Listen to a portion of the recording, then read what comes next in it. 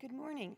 My name is Diane Dimkoff, and I am the National Archives Research Customer Support Coordinator and the Director of the Virtual Genealogy Fair. If you're joining us today, the first thing I'd like to say is thank you for coming back, those of you who are coming back. We started on kind of a rough note yesterday with technical issues, but we're here now. And as a result, we skipped the Archivist Welcome.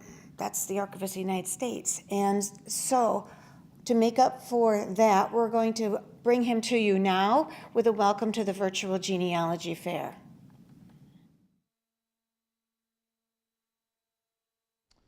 Good morning. I'm David Ferriero, Archivist of the United States. Welcome to our 4th annual Virtual Genealogy Fair.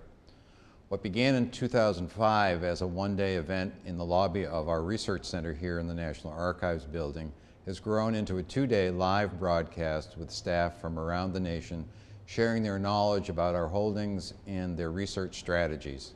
Genealogy is one of the National Archives' biggest and busiest activities, and thousands of people come to this building and to our regional archives around the country to discover their family history or to fill in some blanks in that history.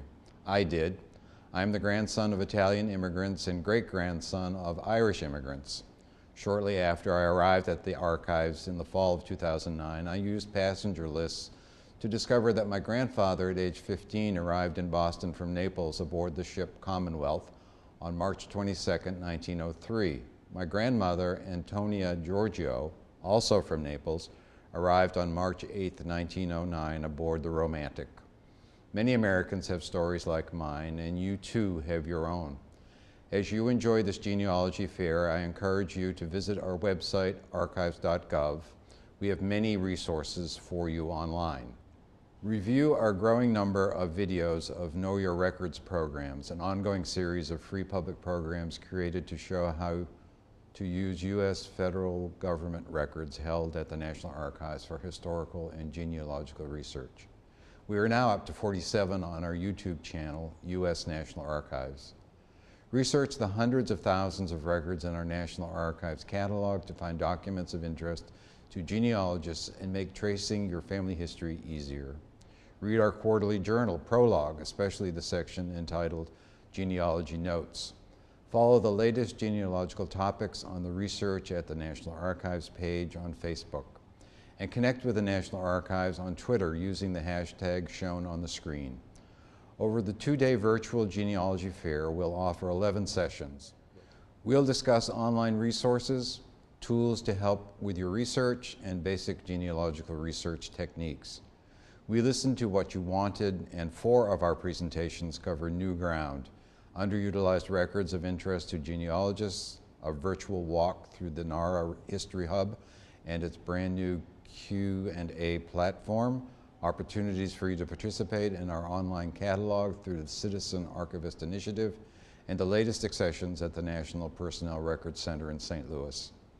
The dedication of the National Archives staff is our greatest asset in carrying out the mission of this agency, and I want to thank our presenters, Claire Kluskens, Laurie Cox-Paul, Sarah Swanson, Kelly Osborne, Suzanne Isaacs, Meredith Doviak, David Pfeiffer, Ryan Bass, Teresa Fitzgerald, Brian McGraw, David Harden, and Cara Moore for their efforts. And special thanks to our Research Customer Support Coordinator, Diane Dimkoff, and her team, Andrea Matney and Kathy Loomy, for putting this all together. Our role at NARA is to preserve the records that have permanent value. With over 13 billion pages of records, 43 million photographs, thousands of motion pictures, maps, broadsides, and electronic records, history comes to life at the National Archives. We house the tangible reminders of where we have been, how far we have come, and what is possible for each and every American. Each record, large or small, is a representation of a greater story, many of which are still being told today in daily life. The National Archives tells everyone's story. Thank you and enjoy the Virtual Genealogy Fair.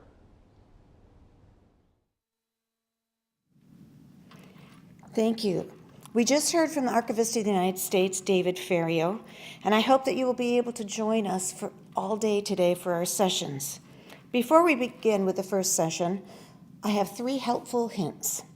1, Because we are broadcasting live, excuse me, speakers will answer questions at the end of their talks during the prescribed Q&A time.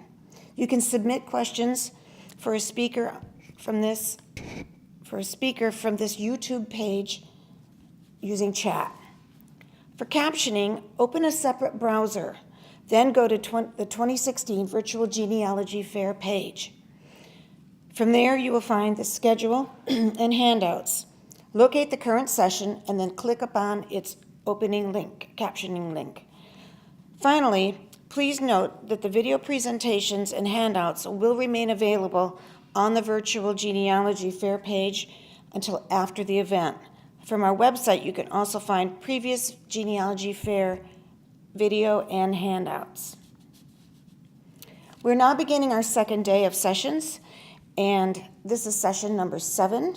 It is entitled Nonpopulation Census, Agriculture, Manufacturing, and Social Statistics by Claire Kluskens. Claire will describe the details you may learn about your ancestors' lives from 1850, 1860, 1870, and 1880 census schedules of agriculture, industry, mortality, and social statistics, as well as the 1935 Census of Business. Ms. Kluskens is an archivist for research services at the National Archives in Washington, D.C. I now invite Claire to the stage.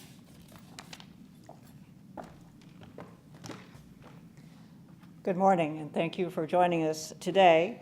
Non-population census records describe products and problems, and they are among my favorite records here at the National Archives.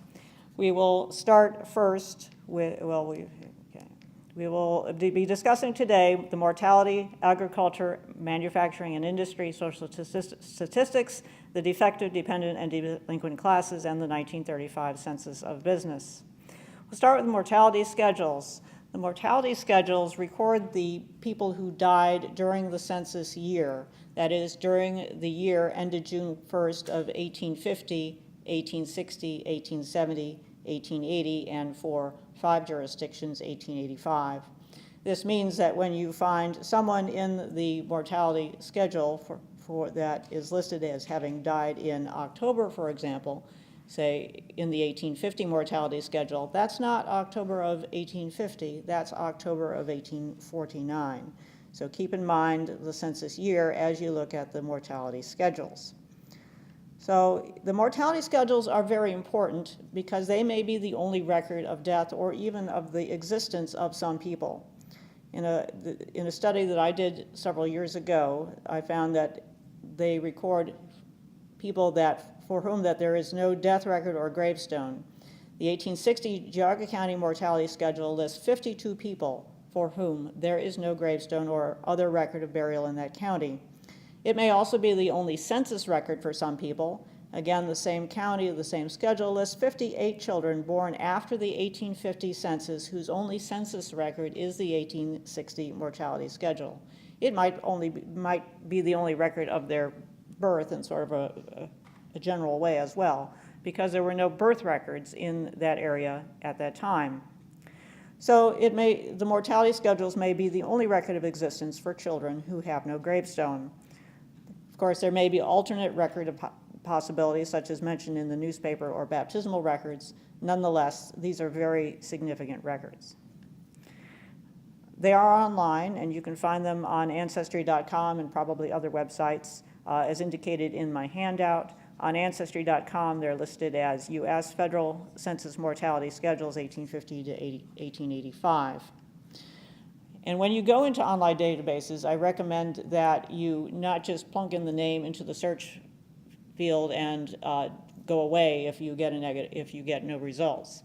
You can drill down and select the census year, the state, the county, and then the locality, and look at the schedule to see who is included, to see what is going on in that place in terms of the deaths and the problems that are occurring. And I encourage you to look at the records.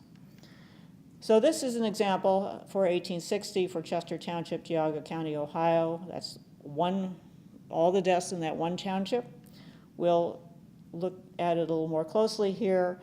And we see a variety of people, from young children to old people dying. It indicates their place of birth, the cause of their death, and the number of days that they were ill.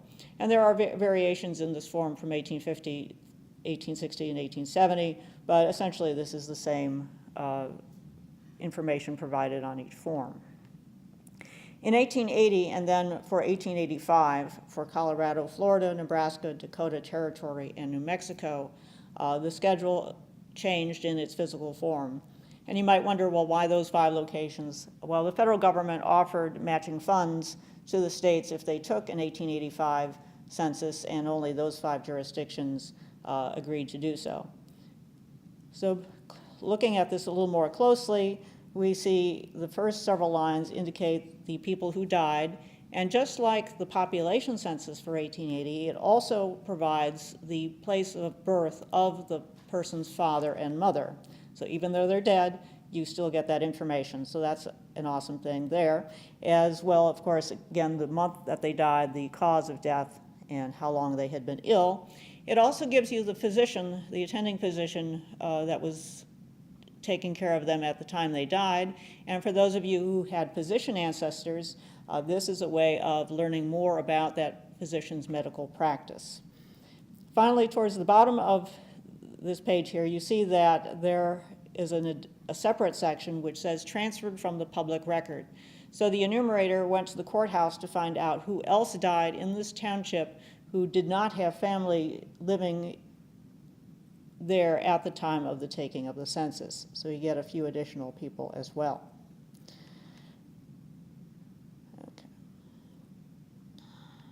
Okay, and then at the bottom, you might find remarks and information about other deaths that occurred in the district but the family resided elsewhere, deaths occurred outside the district but the person lived there, and possibly remarks. So the remarks can be kind of useful. In this particular example, the remarks reported that in the case reported on line 8, the cause of death was probably cancer of the stomach, but was not definitely determined even after a post-mortem. In the case reported on line 9, the cause of death was not known as there was no physician in attendance. So you might get additional information about the person you're interested in if they are mentioned in the remarks. Sometimes the remarks give general information about health conditions in the township. Moving on now to agriculture, there are agricultural censuses for the 1850, 1860, and 18 censuses that use similar but not identical forms.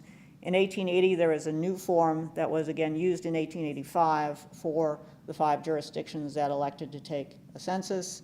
And then we have agricultural schedules for the Virgin Islands and in 1917, and for the territories, Alaska, Hawaii, Virgin Islands, Puerto Rico, Guam in 1920 and 1930.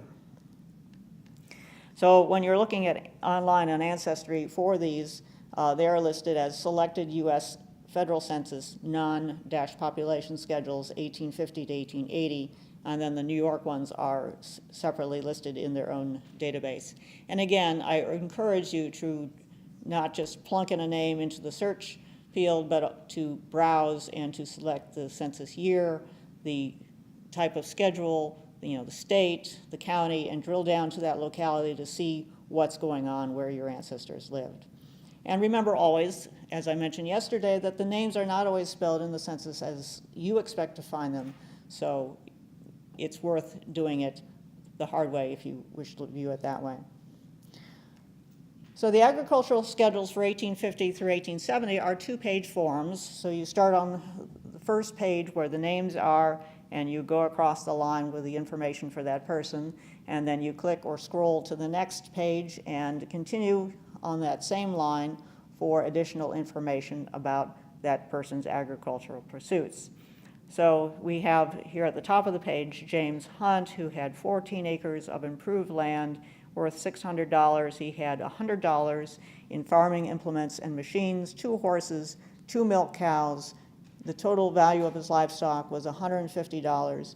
He had produced during the preceding year 300 bushels of Indian corn, 20 bushels of oats, 2 bushels of peas and beans, 400 bushels of Irish potatoes, 100 bushels of barley, $15 of orchard products, and $15 of home manufacturers, 200 pounds of butter, 2 tons of hay, and had slaughtered $15 worth of farm animals there, and had $15 worth of home manufacturers. A whole lot of information that you're really not going to find anywhere else, and so I think these are really special records. For 1880 and 1885, the form was different. It's a one-page form, but the information about one farmer is found in 4 different places on the form. Instead of having 4 different pages, they put all the people on the same form, but you have to first go through across the first section, and then across the second section, and across the third section, and then the fourth section, as I've highlighted here for the first man on the page. So there's a lot of information, and you need to make sure that you check all 4 lines where that person's information is located. So what are you finding? As I alluded in the example that I read out for the 1850 agricultural schedule, we have the value of the amount of acreage of improved land and unimproved land, and in 1870 also the amount of woodland, the cash value of the farming implements and machinery, livestock, orchard products, market gardens, home manufacturers, animals slaughtered. You also get in 1870 forest products and all farm production. The number of livestock, horses, mules, milk cows, oxen, cattle, sheep, and swine. And then the amount of products produced, and it's kind of amazing the different kinds of ways that we measure agricultural products. We start out with bushels of wheat, rye, Indian corn, oats, peas and beans, Irish potatoes, sweet potatoes, barley, buckwheat, clover seed, grass seed, and flax seed, and then move on to pounds of rice, tobacco, wool, butter, cheese, hops, flax, silk cocoons, maple sugar, beeswax, and honey, bales of cotton, gallons of wine of molasses or milk sold in 1870, tons of hay and dew-rotted hemp and water-rotted hemp, hogsheads of cane sugar, and so a whole variety of products, not all of which are going to be produced in all the localities, of course. You can follow your ancestor over time, and I found one man who is listed on all 4 censuses, Jerry Presley, from the time he's 49 years old up until he's 79 years old, and the variation in the number of animals and crops that he grew over time, sort of see what changes are going on his family farm. And so that's the kind of study across time that you can do with your ancestors. You might not find them on all 4, but hopefully you can find them on at least a couple of them. So moving now to the manufacturing schedules, or industry as they are sometimes called. They exist for 1820, 1850, 1860, 1870, 1880, and again for the 5 jurisdictions in 1885. This is what the manufacturing schedule looks like for 1820, although actually in many places the assistant marshals didn't have a nice printed form like this, so they ended up writing out the questions and writing out the answers from the person. And again, this is kind of fun stuff. And you know, when you think manufacturers, don't think automobile plants or something monstrously large like that. Think small. This is a distillery owned by John Young II in Geauga County, Ohio. He consumes 2,000 bushels of rye and corn annually. It costs him 50 cents a bushel for the rye and 40 cents a bushel for the corn. He has 1 patent boiler and apparatus, which he paid $600 for. He employs 2 men, pays them together $18 a month for their wages, produces 6,000 gallons annually, valued at about 33 cents per gallon, and sales were dull. Now you might think that, well, he thought the tax collector was coming right behind the assistant marshal taking down his information. That wasn't the case. This is 1820, and in 1819, there was the Panic of 1819. It was their equivalent of the Great Depression, and so sales were dull because economic times were very hard. And this is an example of where if you do a little reading in your history, you will understand better what you're finding in the record. So that's one that I think is kind of fun. 1850, 1860, and 1870, again, it's small manufacturers. Think nail makers, blacksmiths, distillers, cheese makers, also women who were making hats and bonnets and dresses. You will find them in the census as well. So it's really wonderful stuff. And again, it's how much material, what are the materials they are using, the quantities and the costs of the materials that they're using to produce their goods, and then what are the goods they are producing and how much those are worth. So we have here Mason Ames the blacksmith, who is using various quantities of iron, steel, and coal to make metal things that go on wagons, buggies, and other miscellaneous materials. This is the 1860 schedule from Trumbull County, Ohio for 3 townships, and I show this and I highlight the 3 places because I want to point out that when you're looking at a record, any record, don't assume that what's at the top of the form applies to the entire form. This assistant marshal decided to save paper by using the same piece of paper for 3 different townships. So at the top it's Hubbard Township, partway down it becomes Brookfield Township, and further down it's Hartford Township. So make sure that when you're looking at a record you understand what exactly it is that you're looking at and to observe any changes in what is being reported on that form. So again, looking more closely at Hubbard Township here at the top, there's a stoneware manufactory, a steam sawmill, carrot shop, an ashery that was soap making, and a harness shop, so small shops. And also think about not only looking for your farmers on the agricultural schedule to see what they're doing with farming, look for your farmers also on the manufacturing schedule, because a lot of farmers had a sideline business either in cheese making or some other small business to help earn money. And so you might find your ancestor on both schedules. And here, for example, are 2 cheese makers, and again a blacksmith and a brickmaker. Now in 1880, the Census Bureau used special agents to collect some of the information, especially in large cities. And the unfortunate thing about that is that the people are then not listed in the same order as they would be on the census. And so on this particular page, which I'm only showing you the top here, you have carriage makers and blacksmiths. And so they're all together, which is great if you want to study carriage makers and blacksmiths, but if you're trying to link that person to the population schedule, that might be kind of hard because the person's name as given here might not match exactly the name as given on the population schedule. So that's what the page looks like in its entirety. Also in 1880, there were special schedules for a variety of industries, including, as we show here, lumber mills and sawmills, brickyards and tile works, to collect the specialized information for those industries, or for flour mills and grist mills, cheese, butter, and condensed milk factories. So you have to look on these other schedules as well. Turning now to the social statistics schedules, this is an example from Bureau County, Illinois. The useful thing about these, even though they don't name people's names, I think are 2 things. One is to look at the status of education in that community. So the yellow highlighting at the top and then towards the bottom, which I know you can't read on the screen, talks about the number of schools and the number of pupils and the amount invested in education.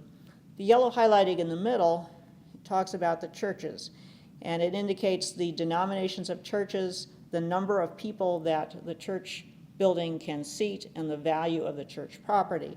And this may clue you in as to what religious denominations were in that location at the time your ancestors were there. Perhaps they were members of that church. It gives you an idea of perhaps what kinds of church records to look for in relevant church archives, or perhaps even existing churches if they are there today. And this is just another township in the same county, similar information. Moving on to 1880, we have the defective, dependent, and delinquent classes. The first class were the insane.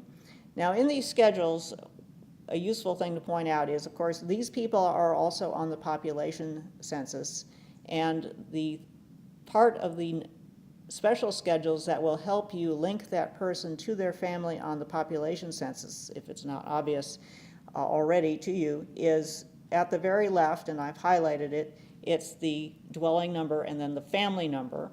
And on the population census, as you may already know, the enumerator is going house to house. He's counting the houses, the dwellings, he's counting the families. And so the house number, which isn't an address like we think of it, it's just a count of the houses. The house number, the dwelling number, and the family number on the population schedule will then correspond to the dwelling number and the family number on these special schedules. So here we have Eunice Turner, who is demented, and that's all the additional information that it gives you about her, but it's more than the population schedule by itself would give you. The next one are the insane, and okay, so I'm just, this is this same one, this is the insane, enlarge it for you. The next one are the idiots, a term we would not use today, but Lydia S. Barrows here has her problems because apparently of malpractice at birth. She has a small head. And then moving on to the deaf mutes, we have Lucy Owens and another person from the Owens family. Lucy got something stuck in her nose, apparently, at the age of 1, and she had spent some time in the Columbus, Ohio infirmary in 1848. And that's a useful clue that there might be additional records about her elsewhere, because to me that sounds like it was the Ohio State home for such persons, and it's possible that the Ohio Historical Society, which is the state archives for the state of Ohio, might have some additional records about her.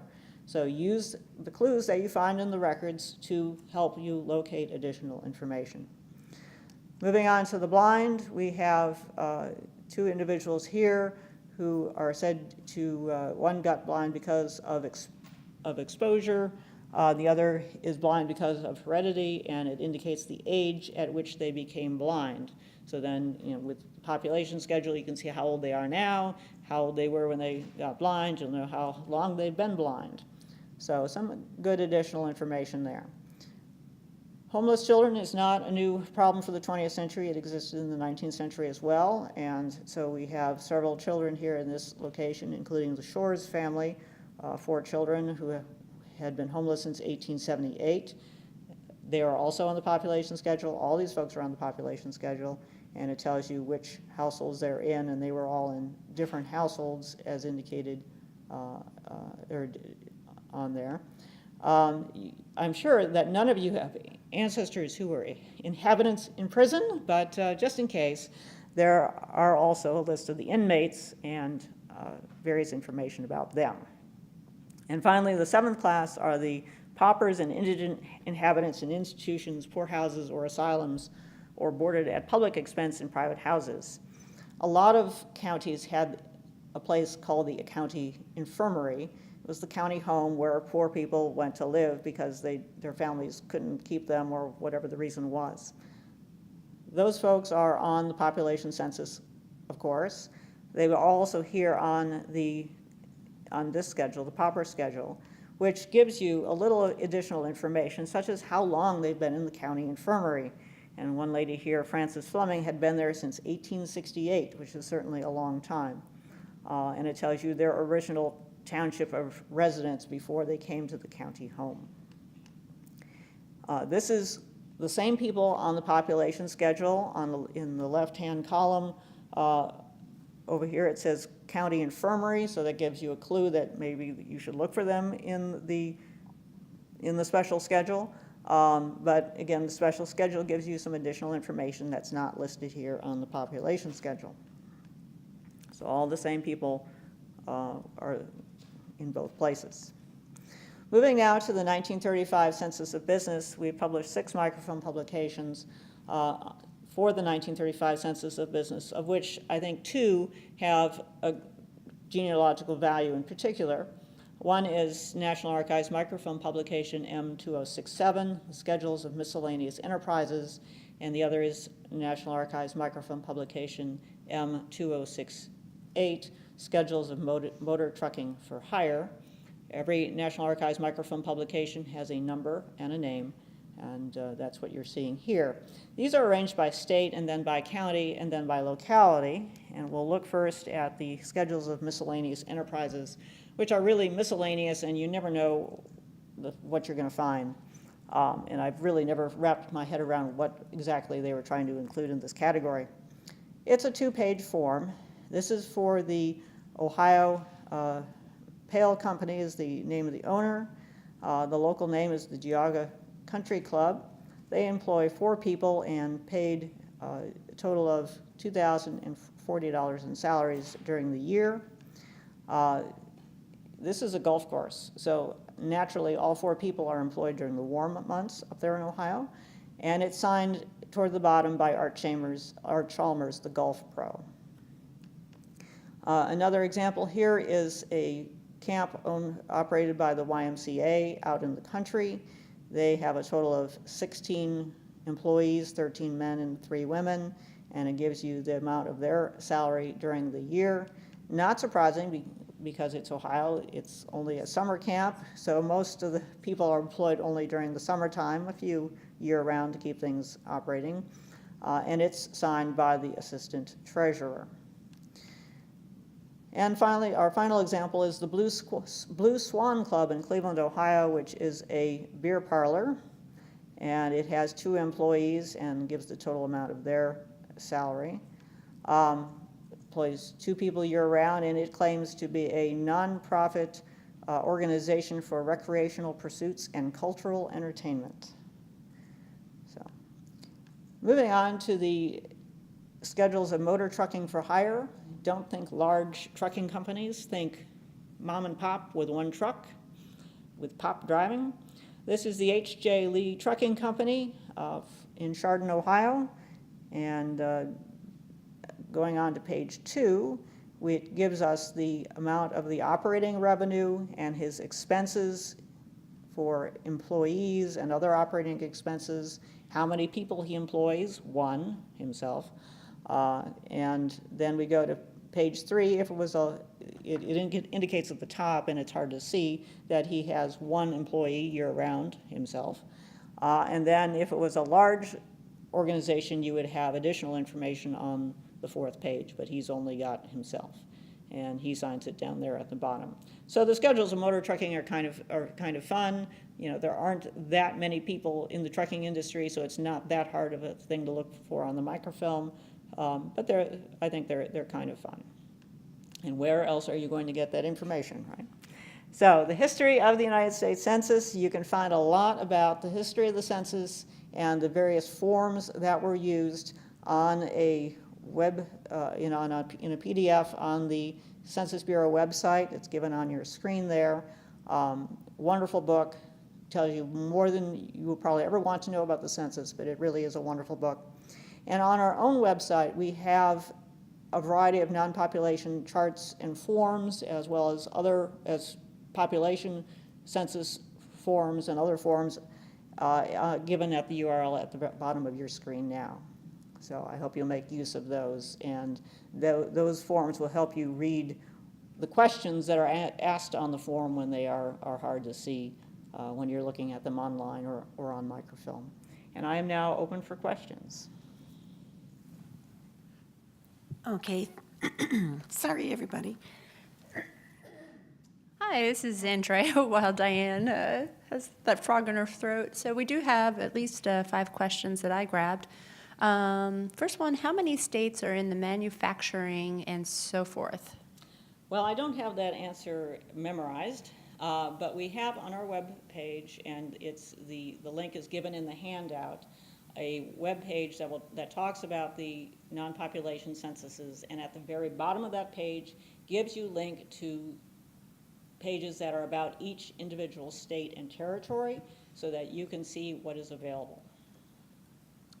Fantastic. That answers one of our other questions. Let's see. Next question. Are railroad construction in the manufactural or industrial schedule? The railroad construction. Railroad construction.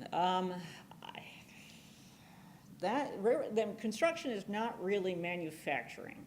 So I'm going to say the answer is no to that one. Okay. Next question. Were the almshouses also homes for the poor? Yes. Yes, okay, that was easy.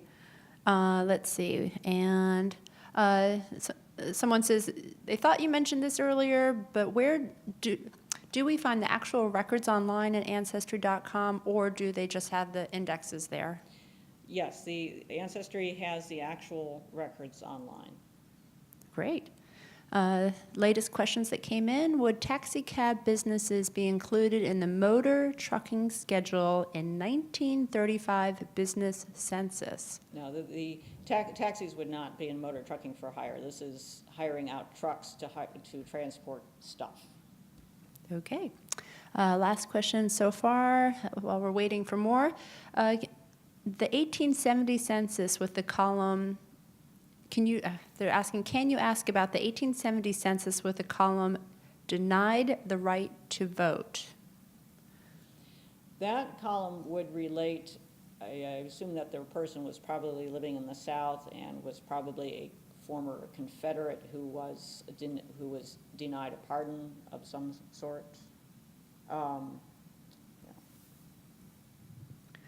Okay, it looks And like, if we haven't answered it, or you think quite the way you think it fully, send it in question to inquire@nara.gov, and we'll look at it more fully. yes, correct. So yeah, that's inquire@nara.gov. So if we didn't get to your question, send your email there. And please know that all of these presentations and the material will remain online, hopefully forevermore. You can also find previous years online. We will now have a short intermission. Our next presentation will begin at 11 a.m. Eastern.